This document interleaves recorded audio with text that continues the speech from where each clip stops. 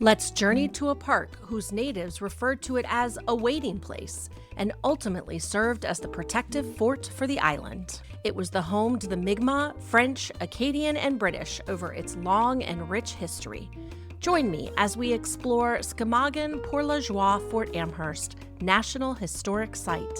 I'm your host, Missy Rentz, and this is the Parks Podcast. I'm excited to welcome Ethan Arsenault, who is the Visitor Experience Team Lead at Skmagn-Port-la-Joye-Fort Amherst National Historic Site at Parks Canada. Ethan, welcome to the Parks Podcast. Thank you very much for having me, Missy. It's a pleasure to be here. I start each episode talking about stats of parks and historic sites, so I'm going to start that with this location. Skmagn-Port-la-Joye-Fort Amherst is located on Rocky Point, Prince Edward Island. The site was established in 1958. It's 224 acres and some really interesting facts.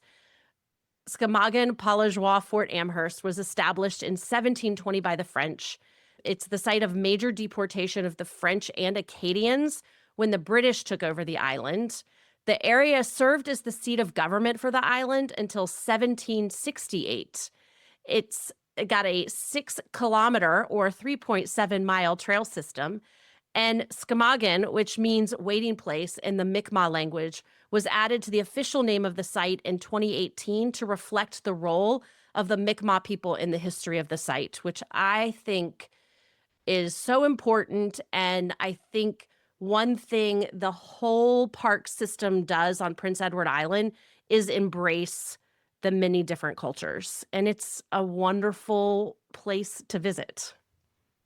That's definitely something we have been working hard on over the last few decades, is including Epikwetnewa Mi'kmaq, so Mi'kmaq from PEI, into Parks Canada places. Of course, they've always been here, but we have been working more and more closely with them in the presentation and administration of Parks Canada places here on PEI. Yeah, I think Excellent that's pronunciation of Skmaqn-Port-la-Joye-Fort Amherst, by the way, Missy. Very well Thank done. you. Thank you. I have been practicing it. It's not easy. Okay, there's a lot to talk about. This site has a lot of history. Why is it important that it is an historic site and part of the Parks Canada system? Yeah, so it is a site that has many stories, and we already alluded to a few of them. So, as you said in your preamble, this was the original administrative capital of what's now Prince Edward Island under the English and French regimes. So, in 1721, the French established Port-la-Joye here in Prince Edward Island. And it was home to the French administrative capital, but also to quite a population of Acadian settlers here as well.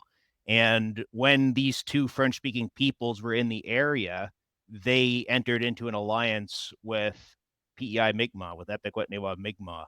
And every year at Skmaqn-Port-la-Joye-Fort Amherst, they would come together and have ceremonies and exchange gifts and have feasts and renew their alliance.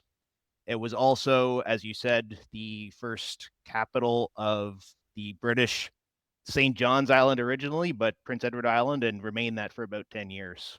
Was it friendly? Was the interaction between all these peoples friendly? Yeah. I would not say so. No. Okay.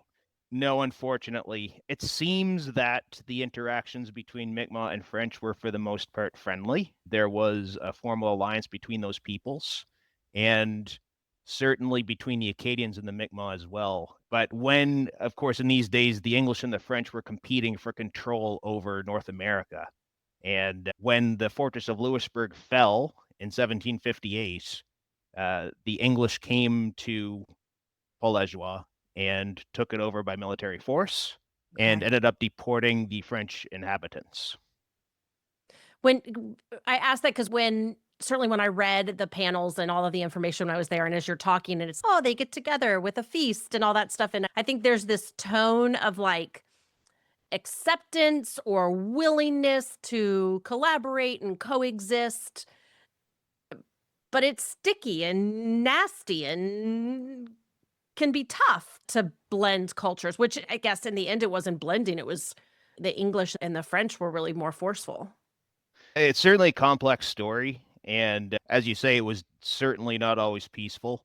So at the time in 1758, when the English took over Port-la-Joye and it became Fort Amherst, there was somewhat over 4,000 Acadians living on the island at that time. And so when the English took over and decided they would deport the French speaking people, mostly Acadians, some 3,000 were assembled at Port-la-Joye and put on ships and sent, for the most part, back towards France. And we have a monument on the site now that speaks to that event because unfortunately, something like half of those people did not make the journey. Wow. It is quite a somber place, and it is actually the site of an event that we're gonna be having there in a couple of months. Happens every year on December 13th, which is Le Jour du Souvenir Acadien, the Acadian Remembrance Day that commemorates that event. But Wow. at the same time, there's always this balance of stories because when the deportation was happening, we had the English deporting folks, but at the same time, the Mi'kmaq allies of the French were helping to hide some Acadian families in the woods, and some managed to escape in that way. In my notes, I talked about how it was in 2018 that you added the history of the Mi'kmaq. Yeah. So, what are you doing now to help tell that story and showcase that history? Yeah, that's a really good question. So we do a lot of different things. We work closely with Epic Wet'n'ewa Mi'kmaq, and we actually co-manage not just our historic site, but the whole field unit, but we co-manage our National Historic Site with PEI Mi'kmaq. And we have things like all of our panels that we put up, interpretive panels, wayfinding, are now in 3 languages. So we have Mi'kmaq, French, and English. We have produced a video that you can see if you come and visit our site. Go to the visitor center called Woven Stories and hear the story of the 4 cultures that have lived on the site and hear snippets of each of the languages inside of that video. And of course, we have certain demonstrations and interpretive activities on throughout the summer. Yeah, I think when I was there, I missed it by one day, but there was an evening event that I was really excited about, and I just missed my schedule. I love that you showcase a lot of that culture. Then when the French arrived, I think I read there were 3 boats, like some 300 people came. Why did they wanna come? And was it like they had scoped it out, or what was the appeal of coming to the island? Yeah, it's a good question. So people came to Port-la-Joie under the French regime for different reasons. So around this time, of course, the fortress of Louisbourg, Louisbourg, in what's now Cape Breton, was the major French administrative and military site in Atlantic Canada. And I don't know if you or your listeners have ever been to Louisbourg, but it's a beautiful site, but fairly stark. A lot of barren rock in that environment. And if you have to feed a big population and a garrison, it's a hard place to farm. And so, a place that you could easily sail to that had an excellent harbor with excellent farmland was very attractive for the French administration. So, people came and saw a business opportunity. And when the French administration came over and set up a capital, it became an attractive place for other people to follow. So many of the Acadians that would have came through Port-la-Joie and settled there or moved farther on up what they called La Rivière du Nord-Est or the Hillsborough River today and settled on its shores. They were fleeing the British in what's now Nova Scotia. So they were looking for better environments to raise their families. Okay. Okay, and then it wasn't long before the British arrived and they took over with the mass deportations of the French and Acadians. And it was under the British control where it became a fort, which you definitely see the remains of that on the site now. That's correct. So if you come to the site and you walk onto the grounds, you will see the grassy earthworks of the old British fort, and you can walk right into them and have beautiful views over the Charlottetown Harbor. But you could also, if you are a military buff, see why you might want a fort there at the site where this excellent harbor comes down into a narrows. And so was it an area that was under attack? There needed to be the fort there during that time? The fort was established both under the French and the English because they were used to having tensions between English and French. The area had Okay. been traded several times before 1758 between the English and the French. was given back through treaties and that kind of a thing. But the other thing that they were worried about were privateers from places like New England. And it turned out that was a well-founded fear as they showed up one time, and Skmaqn-Port-la-Joye-Fort Amherst became the site of the only battle fought on Prince Edward Island. Okay, privateers, just private people who wanted to take over. Is that the right interpretation of that phrase? So these were folks who would have been employed to some degree by the British, or at least encouraged by the British, and would have come up to wreak havoc among the smaller French speaking settlements in this area of the world. And so a few ships came into the harbor and managed to drive out the defenders, who fled upriver, reassembled themselves, met up with some Acadian and Mi'kmaq allies, and then fought their way back down the river and recaptured the fort. Okay, there was the fort, and what is there? You mentioned a little bit about the earthenworks, but what can people see there now that resembles the fort?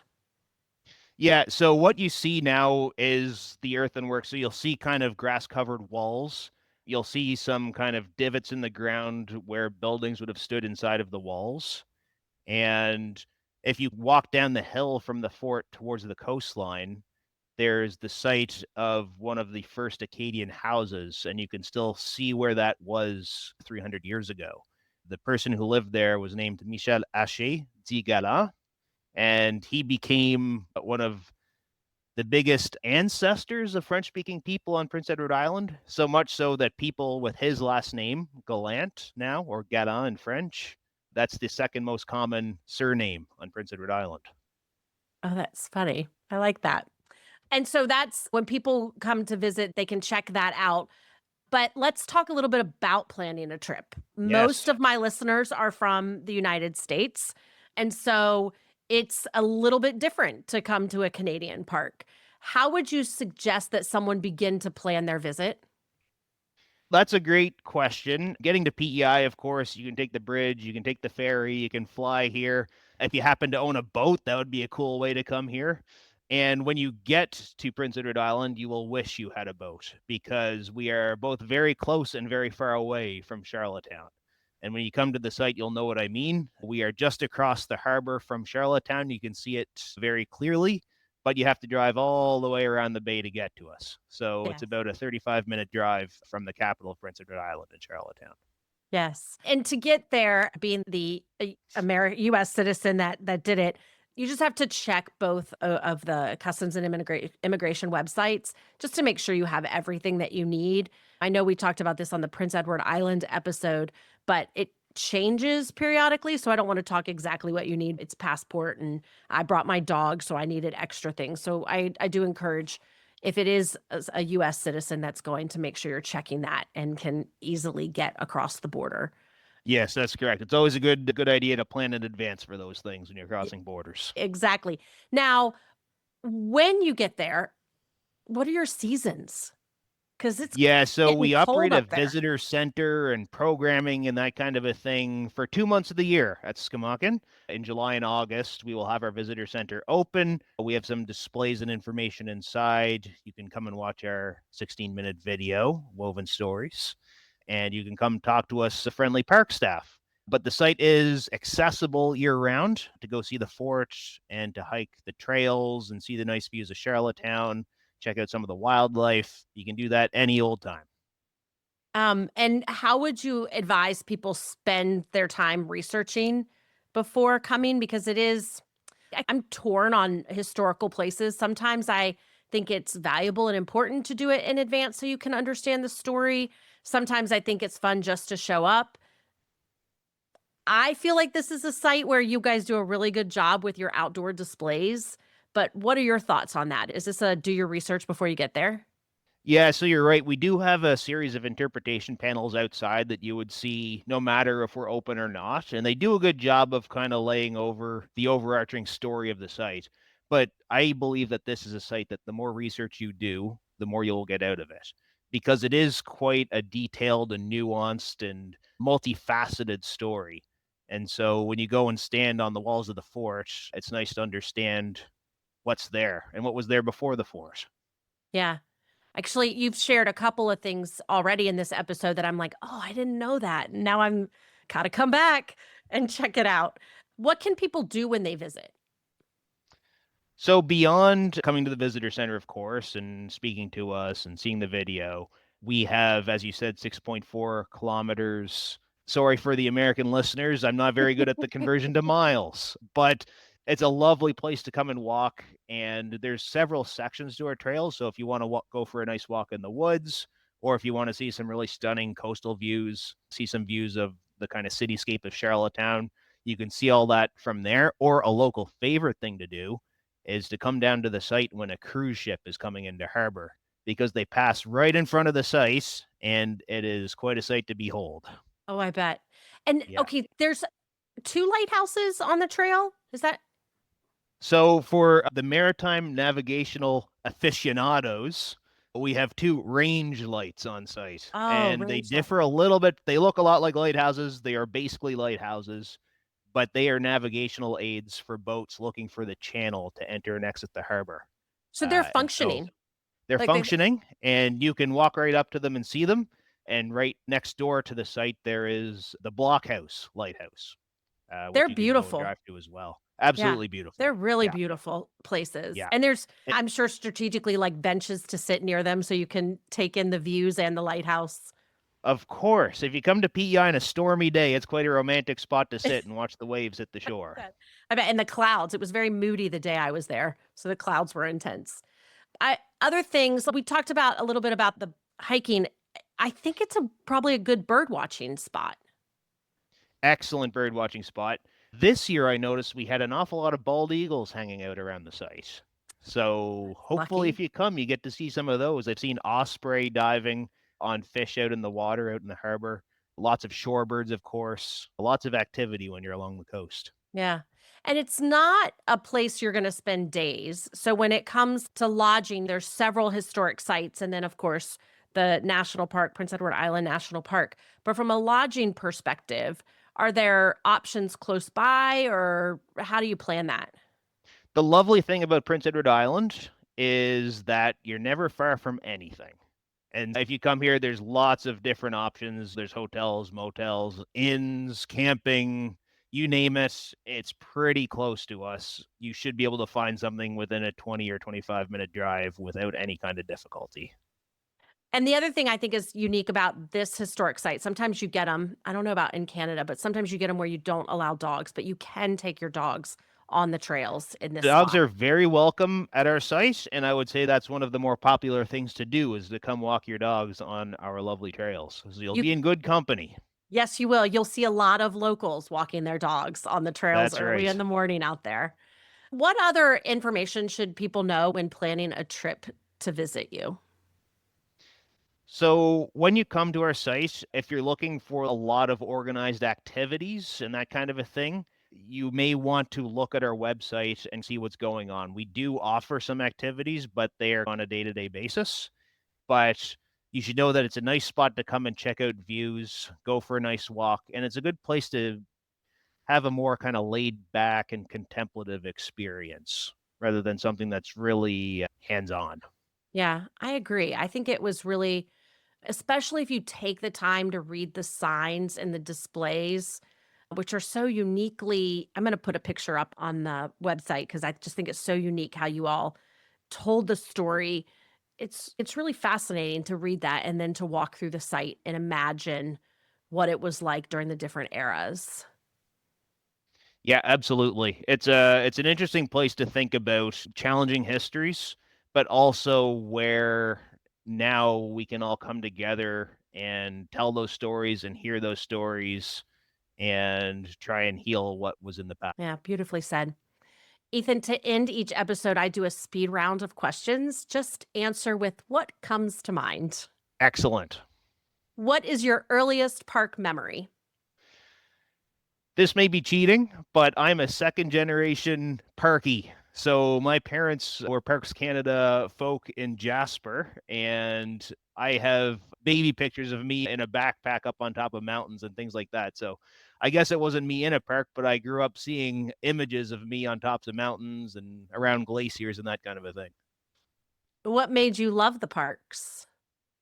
When I was a little bit older than that, my parents took us from PEI and we went back on a nice trip through the Rocky Mountain National Parks here in Canada. We went through Banff and Jasper and seeing mountains and glaciers and big pine forests and things like that for the first time.